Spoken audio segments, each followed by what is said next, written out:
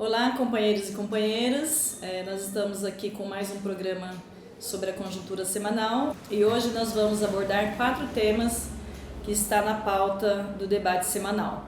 Vamos começar então com a data 25 de julho, que primeiro comemora o Dia dos Trabalhadores Rurais no Brasil, mas também é uma data onde se comemora o Dia da Mulher Negra, Latino-Americana e Caribenha. Nós também vamos comentar sobre o latifúndio Delanhol e vamos terminar o nosso programa de hoje com uma análise de conjuntura sobre a criminalização dos movimentos sociais. Para começar então sobre o Dia do Trabalhador Rural, nós gostaríamos de lembrar que, primeiro, delimitar o tema, que é o Dia dos Trabalhadores e Trabalhadoras que realmente vivem e trabalham no meio rural. São aqueles trabalhadores que defendem a vida e defendem seus direitos. Segundo os dados, 80% da produção de alimento no Brasil ela é produzida pela agricultura familiar e pelos pequenos produtores. Mas na conjuntura que nós estamos vivendo hoje, os trabalhadores rurais eles estão sofrendo uma série de ameaças e impactos pela política levada a cabo pelo governo Bolsonaro. A reforma da Previdência é um dos temas que vem impactando diretamente a vida dos trabalhadores e das trabalhadoras no meio rural, porque esses trabalhadores agora eles aumentam a idade de aposentar, mas também aumenta o tempo de comprovação de contribuição e isso impacta negativamente a vida desses sujeitos. No que diz respeito à violência no campo, nós estamos assistindo um aumento da violência, dos assassinatos nas regiões do Brasil. Nós vamos conferir isso na próxima entrevista sobre direitos humanos e criminalização dos movimentos sociais, nesse mesmo programa. E nós estamos vendo também o aumento da violência nos despejos ilegais, nas áreas de conflito, sobretudo de luta pela terra. Um terceiro ponto que nós podemos destacar nos impactos da vida dos trabalhadores rurais e das trabalhadoras rurais é o aumento da aprovação do uso dos agrotóxicos no Brasil. Nesses 6 meses de governo Bolsonaro, nós já alcançamos o número de 262 tipos de agrotóxicos aprovados no Brasil. Só nessa semana foram aprovados 51 novos agrotóxicos e isso nós sabemos que vai impactar diretamente os trabalhadores que trabalham no campo, que fazem o uso do agrotóxico para produzir, mas também vai afetar a vida dos trabalhadores da cidade que consomem esses produtos, esses alimentos contaminados pelos agrotóxicos. Nesse 25 de julho, nós também comemoramos o Dia Internacional da Mulher Negra, Latino-Americana e Caribenha.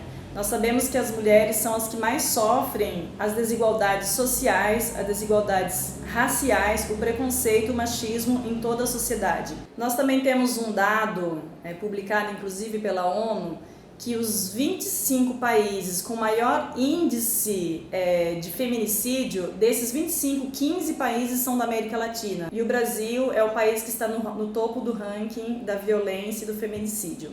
Portanto, a luta dessas mulheres negras, latino-americanas, as lutas das mulheres caribenhas, não é um dia somente para ser comemorado, é um dia que se transformou num dia de resistência e luta pela emancipação das mulheres. No nosso terceiro tema da conjuntura semanal, então nós vamos falar um pouquinho do tema da Vaza Jato. Essa semana nós fomos deparados com as informações publicadas no site De Olho nos Ruralistas, que estão fazendo uma investigação desde outubro do ano passado sobre as desapropriações de terras ilegais envolvendo a família do procurador Delanhol.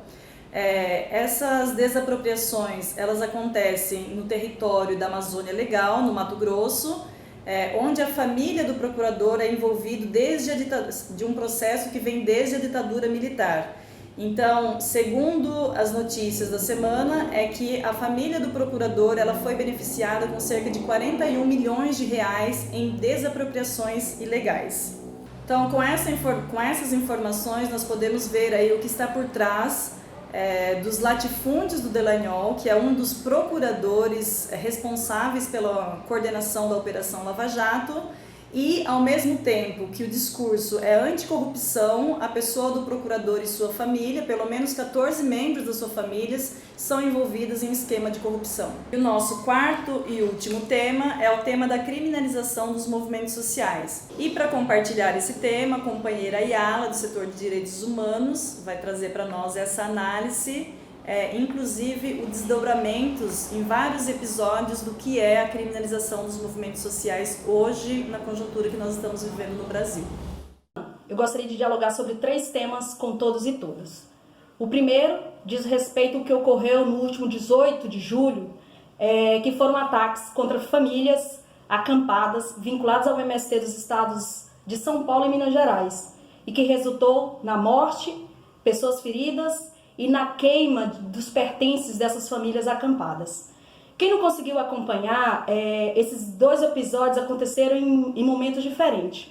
O primeiro, logo pela manhã do dia 18 de julho, na cidade de Valinhos, interior de São Paulo, no acampamento Marielle Vive, em que essas famílias, num ato legítimo de mobilização, reivindicando junto à prefeitura acesso à água, foram pegos de surpresa com um avanço de um carro que na contramão atingiu e feriu alguns companheiros e companheiras e levou à morte de um companheiro de 72 anos chamado Luiz Ferreira da Costa, que na ocasião veio a óbito, né? Horas depois, já no estado de Minas Gerais, em um outro acampamento chamado Bela Vista, cerca de 6 homens em 3 motos invadiram durante a noite este acampamento, ameaçando todas as famílias que na ocasião, assustadas, fugiram para se esconder das ameaças de morte que esses 6 homens ameaçaram, né? E viram de longe, acompanharam esses homens queimar os barracos e os poucos pertences duramente conquistados por essas famílias acampadas. Esses 2 episódios provocou no conjunto do movimento sem terra e na classe trabalhadora de forma geral no nosso país um sentimento de dor e de indignação.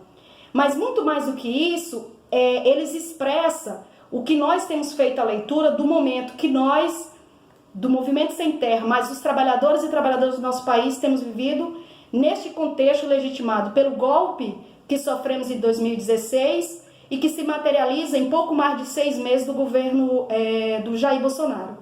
Que primeiro, essa retomada de uma agenda neoliberal que tem retirado direitos fundamentais dos trabalhadores e das trabalhadoras, retirado garantias conquistadas por esses trabalhadores e trabalhadoras e estabelecido uma pressão sobre os bens da natureza, sobre os bens naturais no nosso país e sobre os territórios de comunidades tradicionais e de comunidades camponesas. Combinado a esse cenário vinculado à agenda neoliberal, nós temos visto uma ascensão da violência, uma ascensão do ódio provocado por esse contexto do fascismo e do conservadorismo que tem avançado no nosso país. A combinação dessas 2 agendas provocou no MST, ou tem provocado contra o MST, um conjunto de medidas que levanta a nossa preocupação. Primeiro, esse esforço em querer tipificar e criminalizar a nossa organização e as formas legítimas de luta pela terra e pela reforma agrária. O segundo é do bloqueio das políticas públicas responsáveis para garantir a inserção dos homens e das mulheres, trabalhadores e trabalhadoras no campo, oferecendo vida digna e oferecendo condições para a produção de alimentos para toda a sociedade. E o terceiro é essa legitimação dessa narrativa, desse discurso de que o MST é um inimigo interno que deve ser combatido, que deve sofrer esse outro tipo de violência. A nossa organização, vivendo esse cenário de recrudescimento da violência, reafirma, primeiro, de que nós somos um movimento pacífico e nós repudiamos toda e qualquer tipo de violência que pode ferir ou tirar a vida das pessoas que fazem a luta pela terra e pela reforma agrária. E mais ainda, nos colocamos na condição de organizar os trabalhadores e as trabalhadoras e num laço de irmandade com outros trabalhadores das cidades e do campo, reafirmar os laços de amor, os laços de solidariedade e os laços de respeito que caracteriza a vida do povo brasileiro.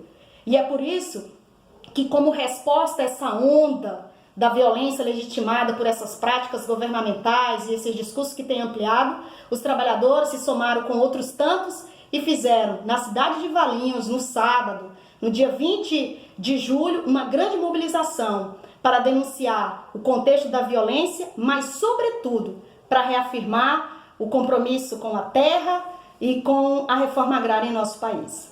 E é essa a nossa melhor resposta diante de um cenário de violência e diante de um cenário de violência que nós temos vivido.